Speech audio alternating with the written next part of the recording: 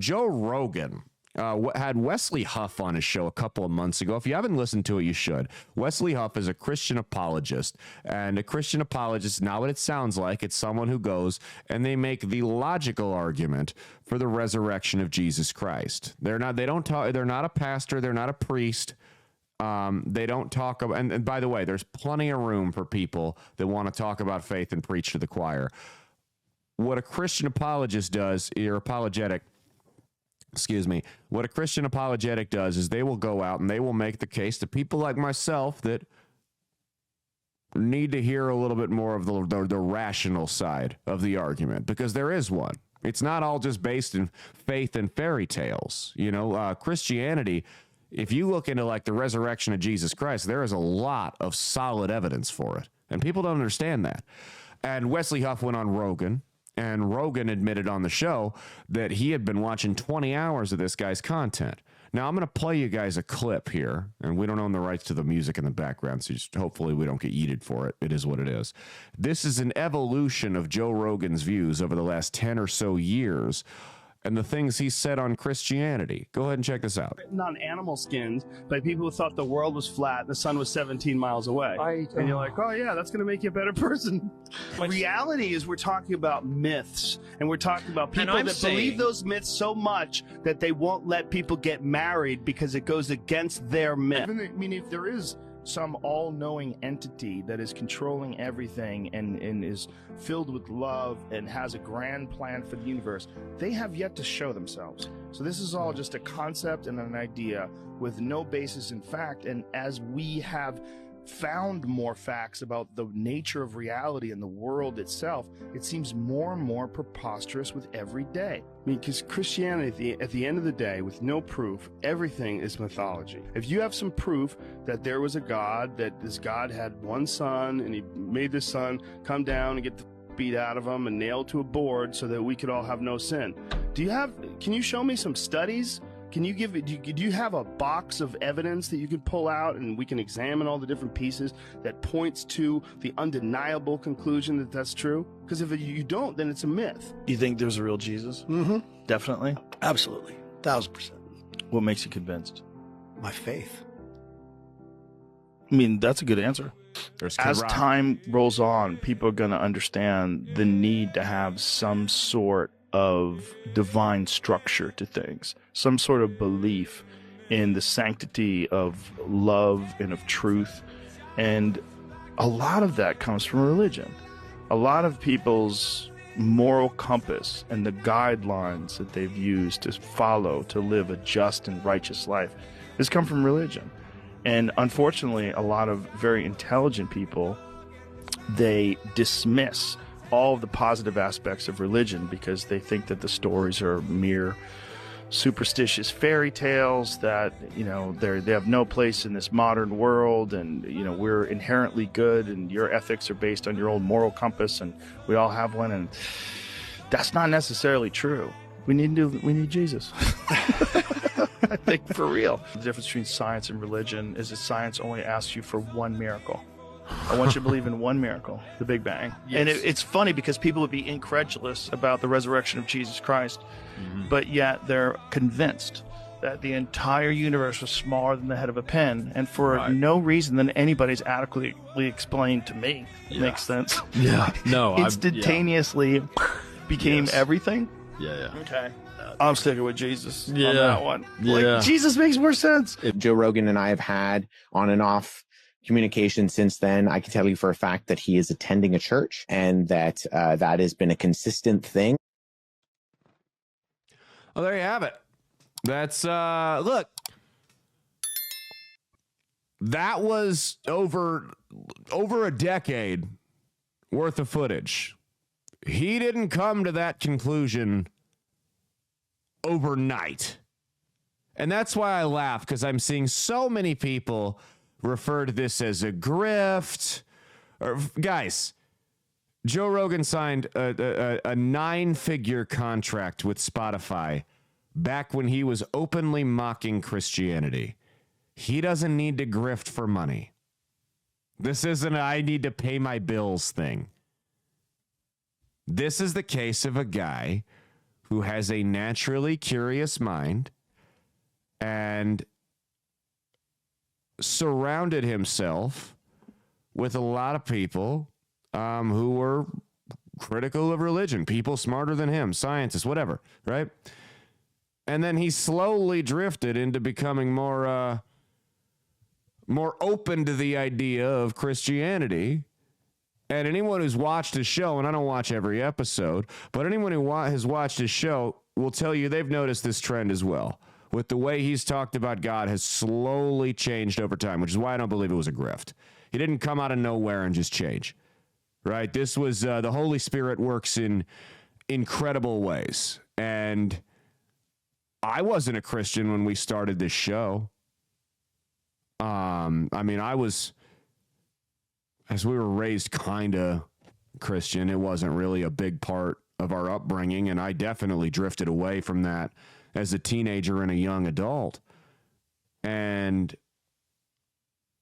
I just slowly, there was no one light bulb moment or anything. I was experiences I had, many of them that had nothing to do with this show, just kind of, there was this invisible line, like a fishing reel, luring me back toward a religion I had absolutely no interest in ever having anything to do with again.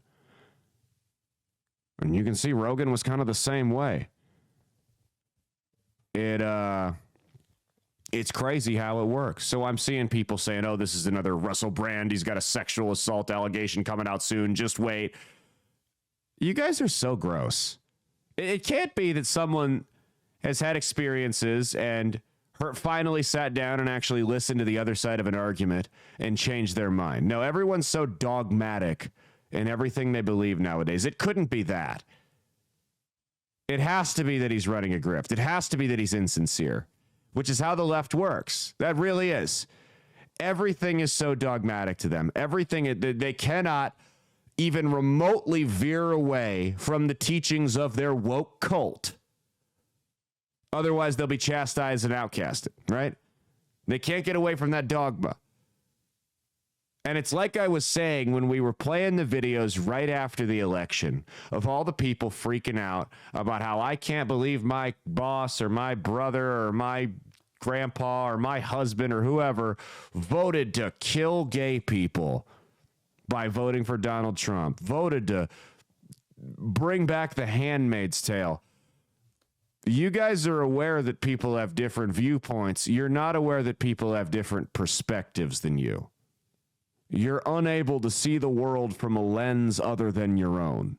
So when someone like Rogan slowly drifts toward a religion that you disagree, or any ideology for that matter, that you disagree with, it can't be that he's been presented with new information and changed his mind, because the dogma of the woke leftist cult tells you that there is no new information. Our information is the only information. This is what you must go with. No. It can't be that. Right? It has to be that he's running a grift. He has to be trying to make money off of it. He has to be using religion as a shield to protect him from some type of nasty allegation. It can't just be that he had a change of heart.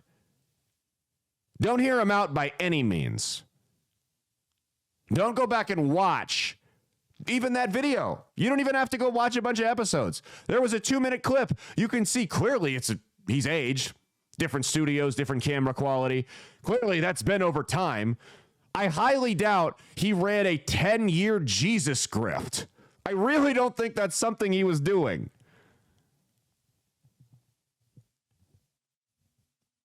Like I said, he was doing fine without religion. If anything, this will isolate him from people like you guys that were listening to the show that think religion is a bunch of hogwash. So if anything, this will lose him listeners. It'll probably break even. Here's what I'll say about this, though. People underestimate. Like, if this is true, this is a big get for Christianity. People underestimate the amount of sway that Joe Rogan has with young men in America. If Joe Rogan is on Team Jesus, this is like Miami Heat signing LeBron James, Tampa Bay Buccaneers signing Tom Brady level free agent acquisition here. And it's like I said, the Holy Spirit works in interesting ways. And I think you've got millions of young men that listen to him that are maybe spiritually lost. And while I don't think Joe's going to get on the podcast and preach from the pulpit, he might make little comments from here and there. I think you may see a shift in the type of guests he brings onto the show. Maybe people like a Cliff Connectley, people like a Tim Tebow. Maybe Wesley Huff could come back on. That could maybe sway some of those young men as well. You could see a real renaissance for Christianity. And, you know, you hear about, like in the Bible, some of the worst monsters against Christians, just mass murderers of Christians, genocidal lunatics, became some of the most trusted apostles. God may have a way of using someone who openly mocked him and rejected him repeatedly to expand the church here on earth. It's like I said, I'm a very for those of you that are curious, I'm a very logic-based person as well. I don't just believe something because I have faith. I'm willing to go out on a limb with faith on certain things. But I do need to have a little bit of concrete evidence. There's a book called More Than a Carpenter. It's not a sponsor of the show. You can get it on Amazon for like $12. I would highly recommend it. I just let somebody my copy of it over the weekend. I would highly recommend it because while it's not going to give you this one big shocking, like I said, light bulb, oh my God, this all makes sense moment. If you're someone who's already on the fence, or maybe you're a Christian who's struggling with their faith, this is the type of book that will either reassure you or push you over that fence. I think everyone should read it. It's like less than 200 pages. Even a meathead like me can read it. I strongly recommend it. But I think Rogan's, because he was raised Catholic, and I think Rogan's journey back to God is probably very similar to a lot of ours. And I'm very happy that I had to have a journey back to God because you appreciate something a whole lot more once you've lost it and gotten it back. So I think that's the way it was supposed to be for a lot of us. Anyway, that's been our show. We will see you guys on Saturday. Cheat on your taxes, not your spouse, and stay based.